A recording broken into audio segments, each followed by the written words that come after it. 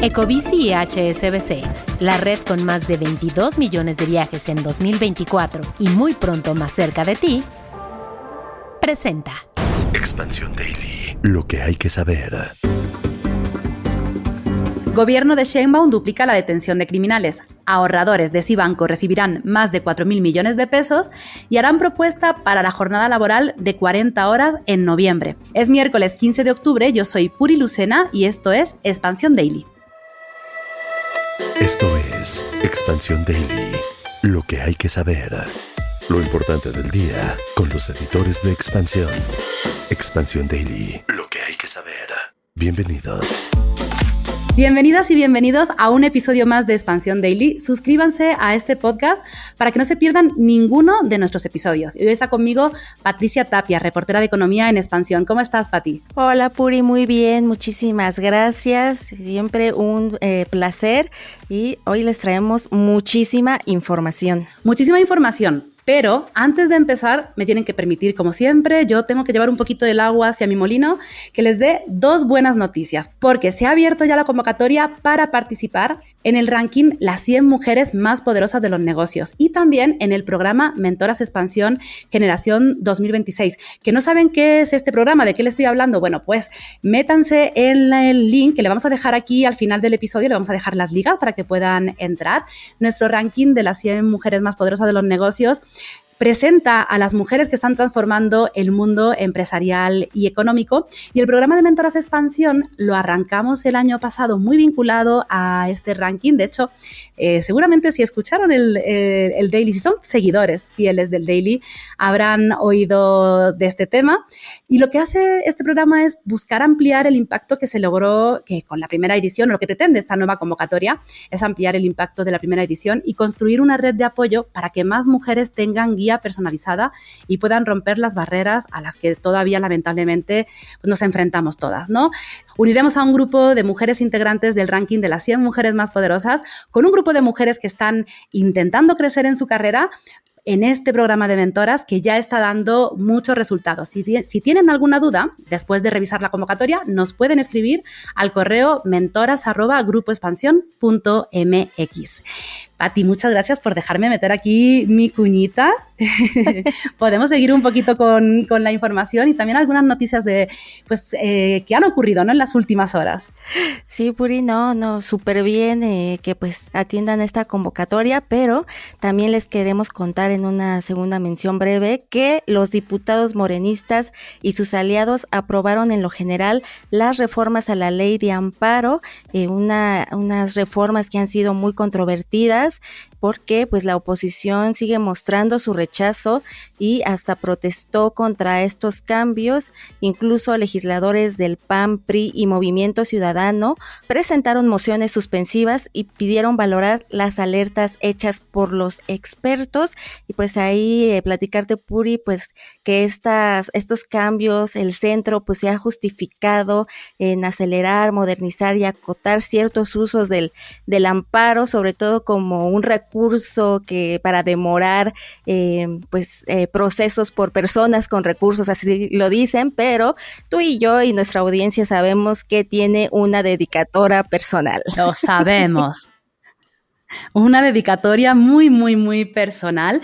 Sí, a ver, si les cuesta trabajo entender en qué consiste esta reforma a la ley de amparo, porque a mí me costó trabajo, la verdad, le recomendamos que escuchen el episodio de la semana pasada de Política y otros datos que nuestra compañera Mariel Ibarra, la editora de Expansión Política, llevó con algunos especialistas y en el que desgranaron todos los factores que lleva esta reforma. Así que, bueno, si tienen algunas dudas, terminen de escuchar este podcast, pero terminen lo primero este podcast y luego vayan hacia allá. Y, Pati, vamos a meternos más en la información a fondo del día, porque la administración de la presidenta Claudia Sheinbaum ha acelerado las detenciones y a un año del arranque de su sexenio ya tiene el mayor número de detenidos en los últimos 4 gobiernos. Las detenciones realizadas de octubre de 2024 a septiembre de 2025 tuvieron un aumento de 120% con respecto a los 15.700 que registró el expresidente Andrés Manuel López Obrador en sus primeros 12 meses de gobierno. Un incremento muy importante, Puri, y si lo señalamos por día, ya lo platicabas un poquito, la administración de Sheinbaum detuvo a 95 personas, mientras que la de su antecesor promedió 43, y el incremento es mayor si se compara con las cerca de 40,000 detenciones de presuntos delincuentes que se hicieron en todo el gobierno de Enrique Peña Nieto, ya que en un año el actual gobierno detuvo a casi 90% de los presuntos delincuentes que sumó el sexenio completo del priista. Sí, y una de las razones del incremento en las detenciones de presuntos delincuentes es que el gobierno de la presidenta Sheinbaum ha dado un giro a la estrategia de seguridad y pasó de aquellos famosos abrazos y no balazos de López Obrador a un ataque más frontal. Afecta también, y esto tenemos que decirlo y se sabe, ¿no? También un poco pues la presión que ha habido por parte del gobierno de Estados Unidos, la presión con el presidente Donald Trump. Hemos visto todo este año desde que Donald Trump tomó pues la presidencia y llegó a la Casa Blanca, cómo la relación ha estado también muy marcada con estas exigencias de mejorar la seguridad, ¿no? Y Pati, aquí lo que queda al final de duda un poco también es, bueno, vale, este es el número de presuntos delincuentes que han sido detenidos, pero luego ¿qué pasa, no? ¿Cuál es el estatus legal que tienen estas personas? Y también si esto al final afecta a una reducción de la violencia, ¿no? Que es lo que quisiéramos todos y todas. Sí, claro, ¿no? Porque muchos, como vemos, pues se quedan en prisión, pero pues nunca tienen una sentencia y pueden pasar años. Y lo que yo sí quiero destacar, y lo platicabas un poco, pues es que este incremento sí responde en gran medida, y hay que decirlo tal cual, pues a las presiones de Donald Trump, pues realmente nos está haciendo manita de puerco con el tema de comercio exterior, con esta revisión que ya todo el mundo llama renegociación del TMEC que viene para el próximo año. Pues sí hemos visto este actuar del gobierno de Sheinbaum en cuestión de seguridad, las detenciones, las extradiciones de altas cabezas de cárteles. Entonces, pues sí vemos ahí el giro de la estrategia, pero pues sí tenemos que decir que viene de una presión externa. Sí, una presión externa que yo espero que en estos últimos meses del año tú estés ya vitaminándote, descansándote, preparándote para lo que se te viene en 2026. Sí, se nos viene pues pues todavía hay esperanza, lo dice el secretario de Economía, que estamos en un mejor escenario que a principio de año, pero sí reconoce que va a ser muy difícil, porque sabemos que Donald Trump dice primero una cosa y luego otra, y entonces si los expertos nos dicen, no, pues es que hay pocas probabilidades, que el 1% de que ya no se renueve el TMEC, Puri, 1%, 0.5% con Trump siempre es mucho. Siempre es mucho. Pues estaremos aquí siguiendo toda la información, así que les decimos a nuestros podescuchas que no se separen de este daily y de expansión.mx. Y seguimos con el tema, lamentablemente, de inseguridad, de delincuencia y de crimen organizado, porque la inversión extranjera en Sinaloa se ha desplomado 87% en medio de la narcoguerra. La Coparmex en Sinaloa advirtió sobre daños profundos y calcula 7,000 empleadores, es decir, 7,000 empresas menos y 36,000 empleos perdidos, más de 2,000 negocios que cerraron definitivamente y la caída de las condiciones de inversión. Sí, ahí la confianza de los inversionistas en Sinaloa atraviesa un momento crítico en medio de este conflicto entre los chapitos y los mayos, que sabemos ya lleva un año, justamente en septiembre cumplió un año, y prueba de ello es la inversión extranjera que capta el Estado, pues como lo comentabas, cayó 87% en el primer semestre de 2025, esto comparado con el mismo periodo del año anterior, y según las cifras originalmente publicadas por la Secretaría de Economía,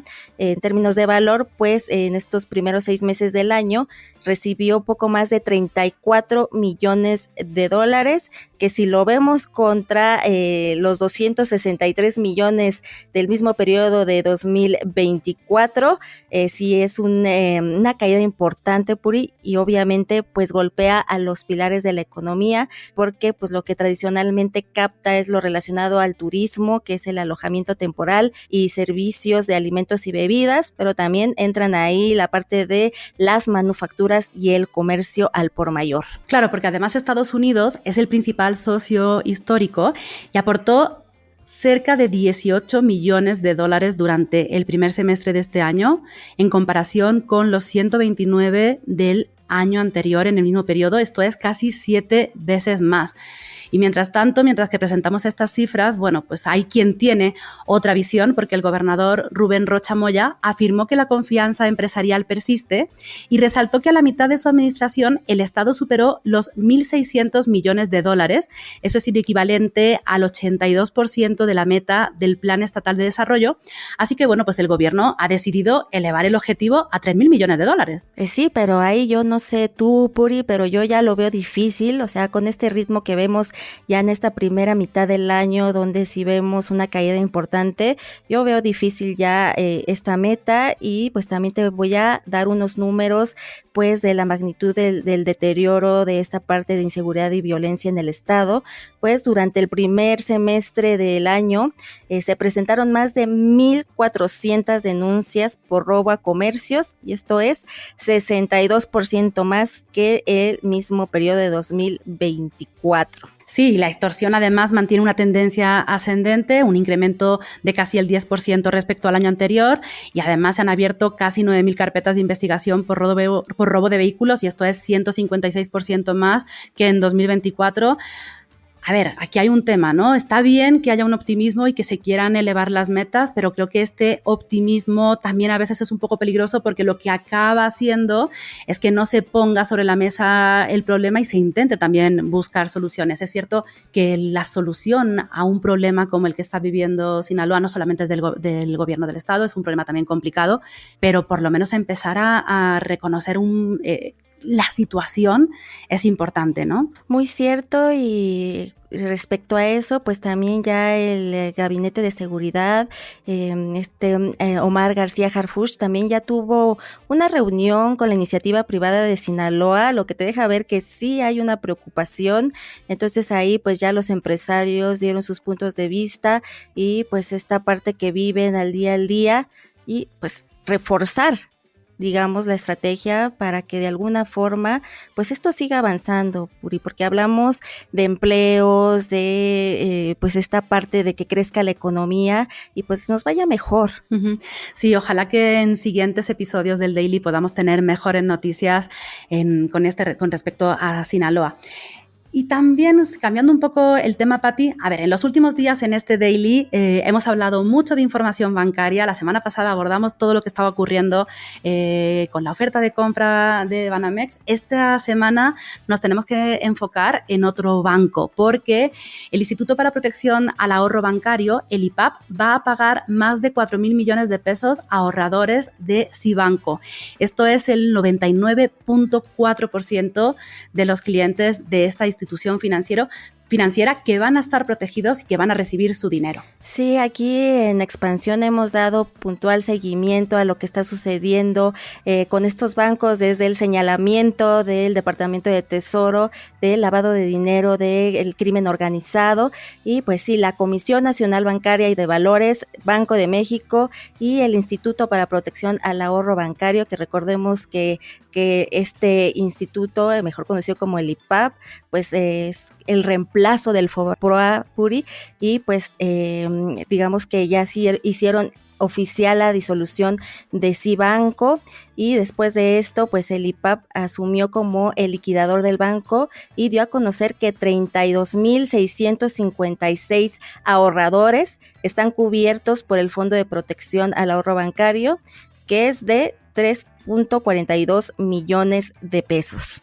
Sí, como decimos, estos clientes son el 99.4% de los ahorradores del banco, pero claro, hay gente que se queda fuera, ¿no? Son 197 personas que tenían cuentas con montos superiores a estos 3.24 millones de pesos y que van a tener que iniciar un proceso para intentar recuperar el excedente que no cubre el seguro. Nuestra compañera Luz Elena Marcos ha hablado con Gabriel Limón, secretario ejecutivo del IPAP, y le dijo que están listos, que el IPAP está listo para pagar a los ahorradores y que solo en el primer día casi 2.700 personas se registraron para reclamar sus ahorros. Sí, esta parte pues de los 4,000 millones de pesos suena mucho dinero, Puri. Para mí es mucho dinero, ya quisiera Muchísimo.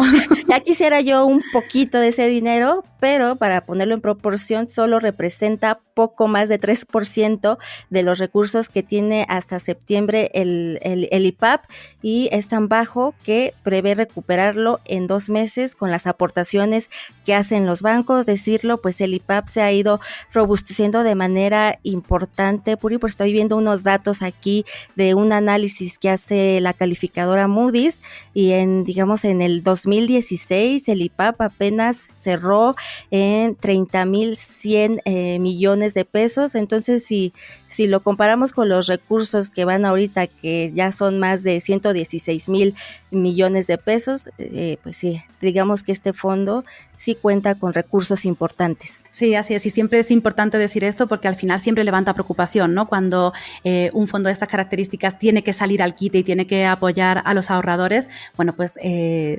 comentar esta parte, ¿no? También un poco para tranquilidad del sistema.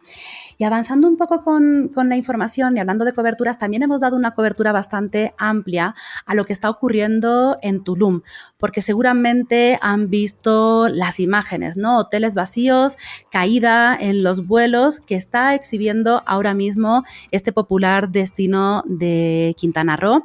La sobreoferta, los altos precios y la pérdida de turistas nacionales han vaciado los hoteles y los restaurantes en Tulum, un destino que hasta hace relativamente poco simbolizaba el lujo tropical. Yo la verdad es que hace años que no voy a Tulum, años además, bueno, no hace años, pero siento que hace años que no piso la arena de la playa.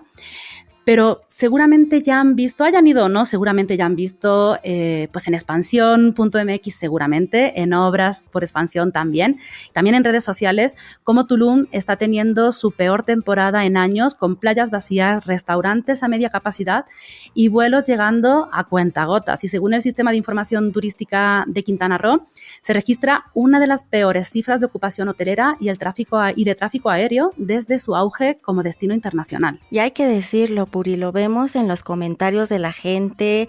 Si te metes a X o a Facebook, la gente está muy enojada y realmente dice qué bueno que les está pasando esto por el abuso de años, abuso de precio en taxis, en restaurantes, en hoteles. También señalan mucho este desprecio al turista nacional y sobreponen al extranjero, que hasta esos ahorita los están abandonando. Entonces, sí, Puri, hay un enojo generalizado con la parte turística de Tulum. Sí, y al final también, este turista nacional que para muchos pequeños negocios era el sostén de esta economía, ¿no? Conrad Bergwef, el expresidente de la Asociación de Hoteles de Ribera Maya, le explicó a nuestra compañera Mara Echeverría que hay 3 factores que están llevando a este bache. Uno es el sargazo, otro es la inseguridad y el tercero es la sobreoferta de alojamiento en hoteles y plataformas como Airbnb. A ver, vamos por partes, un poco el sargazo. Ya todos esta crisis que hemos tenido con el sargazo en diferentes años en cuanto a turismo ya nos es conocida, pero entre abril y octubre el litoral de Tulum se cubre con sargazo, ya saben, esta alga que tiene un aspecto marrón, un olor también nauseabundo, y esto, claro, contrasta al final con la imagen de lujo y de naturaleza que ha hecho famoso al destino durante la última década, y conforme las playas se van tornando marrones, pues los hoteles tienen que invertir en la limpieza diaria y los restaurantes frente al mar tienen menos clientes. Esto es uno de los factores que están afectando a Tulum, pero también tenemos de nuevo, Pati, el tema de la inseguridad. Sí, volvemos con el pan de cada día en nuestro país, y no podía faltar la inseguridad. Y de acuerdo con el Observatorio Nacional Ciudadano, Tulum se convirtió en el municipio más violento de Quintana Roo, con una tasa de casi 530 delitos por cada 100,000 habitantes en agosto de 2025. Esto contrasta con los cerca de 400 registrados el año pasado, y esa es la parte de la inseguridad. Y al final nos queda la sobreoferta y los altos precios, Puri. Sí, ya lo decías tú, la gente se está quejando muchísimo por los precios. Según datos de AirDNA, el municipio cuenta con cerca de 5.100 unidades en renta. Si lo comparamos a lo mejor con otros municipios del estado, son 7.000 en Playa del Carmen, y al final también tiene una tarifa promedio por noche de $185. Esto es cerca del 30% más que en otros de los municipios del estado, ¿no? Como puede ser, como decíamos, Playa del Carmen o el propio Cancún. Los costos se han disparado en los hoteles de lujo, el costo de los alimentos, las bebidas, y además vemos temas como este tema de el acceso a la playa, pero no puedes entrar con alimentos. De verdad es que es una locura al final también, y acaban, como decíamos al principio, como tú decías, ¿no? Pagando también negocios que lo que intentan es pues sacar el día a día por este tipo de, al final son abusos también, ¿no? Cuando hablamos de este tipo de precios, de tarifas y de no poder acceder a ciertos sitios si no es a través de un consumo mínimo. Sí, la gente se cansa, pero bueno, ahorita digamos que falta la temporada alta, entonces vamos a ver si sigue el castigo para Tulum o se lo levantan. Sí, pues esperemos que aquí también mejoren las noticias y podamos llevarlo al final a un no todo está perdido, como el que vamos a escuchar ahora. Aunque a veces parezca, no todo está perdido.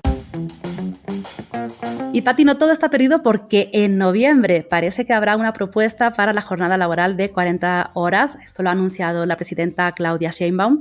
Recordemos que la ley actual menciona que la jornada laboral es de 8 horas diarias y que son 6 días de trabajo, es decir, 48 horas a la semana. Y con esta reforma se bajaría a 5 días para llegar a las 40. A ver si ahora sí se nos hace ver que avance este tema de las 40 horas. Es algo muy esperado por muchos trabajadores, pero también es un tema complicado y pues sí, ahí la presidenta ha dicho que de la mano de la Secretaría del Trabajo ha estado colaborando con los trabajadores, los sindicatos y los empresarios para desarrollar esta propuesta y que pretende avanzar hacia estas 40 horas. Pero al mismo tiempo siga aumentando el salario de forma de que no sea una por otra, o sea, que vayan de la mano. Y pues también pues esta propuesta de la presidenta busca que se dé por consenso y que la disminución sea gradual. Digamos que ahí lo que se ha planteado es que sea hacia 2030 que se alcancen estas 40 horas. Sí, a ver, esto es importante porque uno de los principales escollos que ha encontrado también este cambio es precisamente no cómo se van a adaptar las empresas, sobre todo las pymes, ¿no? Que muchas veces pensamos en estas grandes empresas o en estos grandes corporativos, en horarios de oficina, pero al final tenemos que pensar también, ¿no? Pues en plantas manufactureras y en pymes, que claro que les afecta y que hay que tener al final también un diálogo, ¿no? Para poder avanzar hacia estas noticias que son positivas para los trabajadores, ¿no? Pero también estar con esta empatía también hacia el otro, porque al final el objetivo claro es avanzar, ¿no? hacia estas 40 horas. Recordemos además que esto no es algo nuevo, ya se lleva tiempo, es una tendencia además que está ocurriendo en otros países de la región, en otros países latinoamericanos, y en México desde 2023 está la discusión. Incluso hubo una propuesta aprobada por la Comisión de Puntos Constitucionales de la Cámara de Diputados, pero finalmente no fue votada en pleno.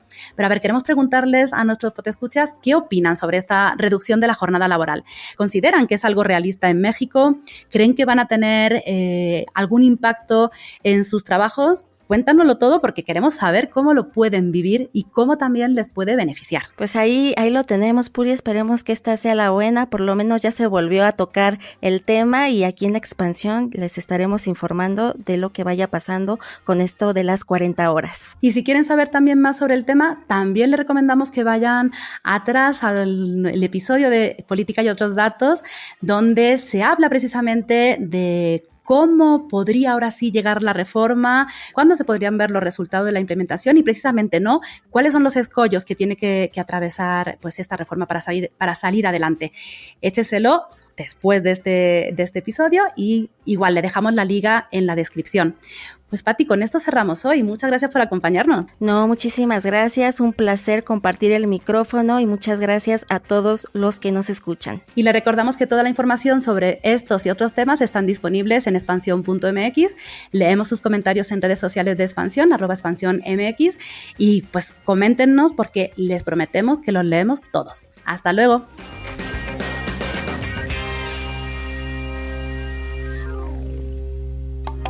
Expansión Daily. Escucha un nuevo episodio lunes a viernes a partir de las 6 de la mañana. Expansión Daily es un podcast de Expansión. Este episodio llega a ti gracias a rss.com, el podcasting hecho simple. Ecobici y HSBC, la red con más de 22 millones de viajes en 2024 y muy pronto más cerca de ti, presentó.